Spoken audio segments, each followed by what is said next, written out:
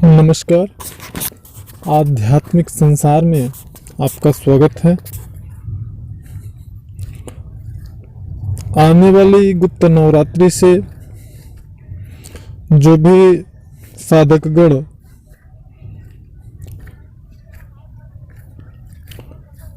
साधना करना चाहते हैं, कोई भी साधना, उनके लिए बहुत ही विशेष फलदायी यह नवरात्रि सिद्ध होने वाली है, क्योंकि जो विधि हम बताने वाले हैं बहुत ही विशेष विधि है।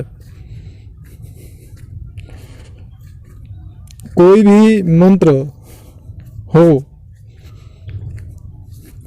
चाहे साबर मंत्र हो, सात्विक मंत्र हो, तामसिक मंत्र हो, वैदिक मंत्र हो,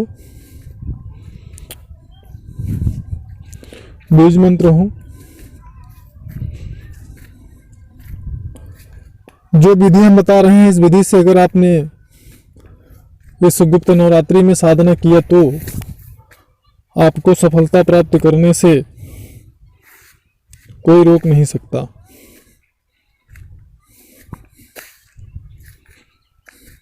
विधि क्या है उसको समझ लेते हैं। विधि है, आपको जैसे मान लीजिए आप अप्सरा साधना करना चाहते हैं, तो आप अप्सरा साधना से संबंधित जो सामग्री है उसकी व्यवस्था आप कर लें, और अप्सरा का जो मंत्र आपको गुरु या मार्गदर्शक के द्वारा प्राप्त हुआ है, वह मंत्र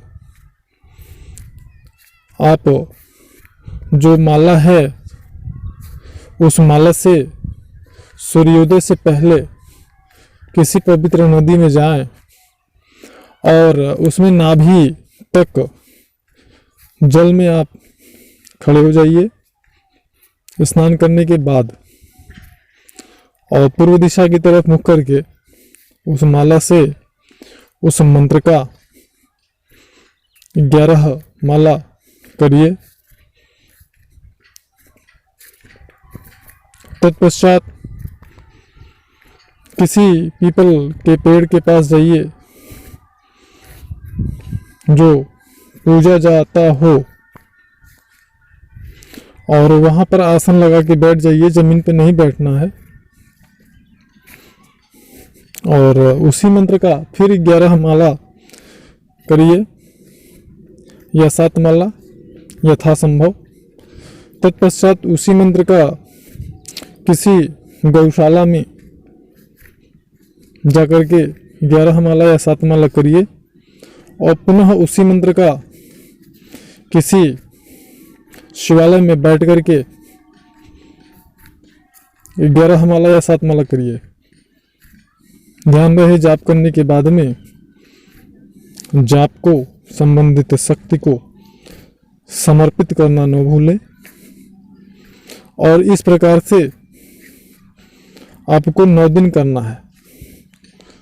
जो आप 1.25 लाख मंत्रों का अनुष्ठान करते हैं, कुछ साधकों का पूरा होता है, कुछ साधकों का खंडित हो जाता है, कुछ साधकों का कहना रहता है कि गुरुजी हमने तो मंत्र जाप किया और मैं कर रहा था, मुझे नींद आ गई, बीच में मैं सो गया, या मैं पहले दिन 10 माला किया, फिर 20 माला किया, फिर 31 माला किया, फिर 51 माला किया, फिर कर ही नहीं पाया, फिर मुझसे 51 माला हो ही नहीं रहा था।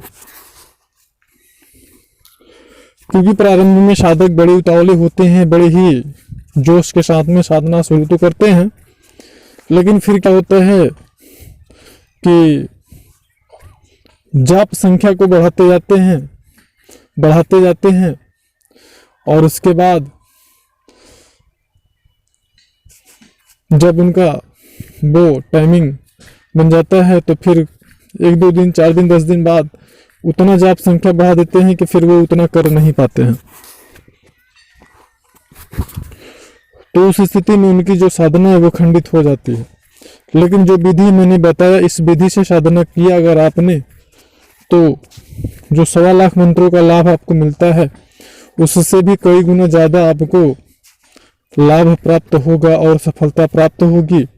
और मजे की बात यह है,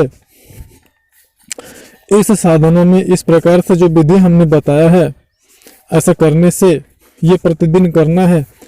और अगर हो सके तो सुबह और शाम दोनों समय ऐसा करें। और शाम के समय में सूर्यास्त जब होता है 6 और 8 के बीच में ये चीज़ करना है।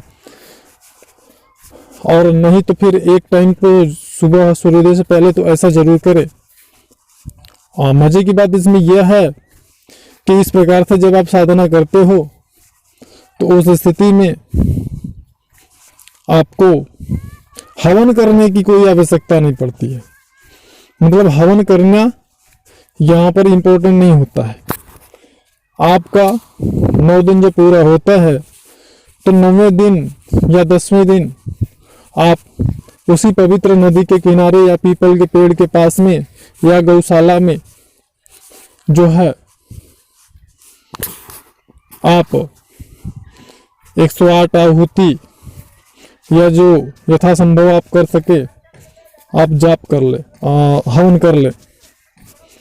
और अपने घर पे भी उसी मंत्र का जितना जाप आप कर पाए घर पे भी करते रहें, बाजौट वगैरह लगा करके। तो यह है जो हमने विधि बताया है, यह विधि कभी असफल नहीं जाता है। निश्चित रूप से आपको सफलता प्राप्त होती है, चाहे वह अप्सरा की साधना हो, किन्नरी की साधना हो या यक्षिणी साधना हो, नारायण मंत्र साधना हो या कोई भी श्रावण मंत्र साधना हो, कोई वैदिक मंत्र साधना हो, कोई बीज मंत्र साधना हो, तामसिक मंत्र साधना हो, कोई भी साधना हो, कभी असफल नहीं जाता। ये 100% सफलता प्राप्त होता ही है इस विधि से। जानकारी अच्छी लगी हो तो लाइक करें।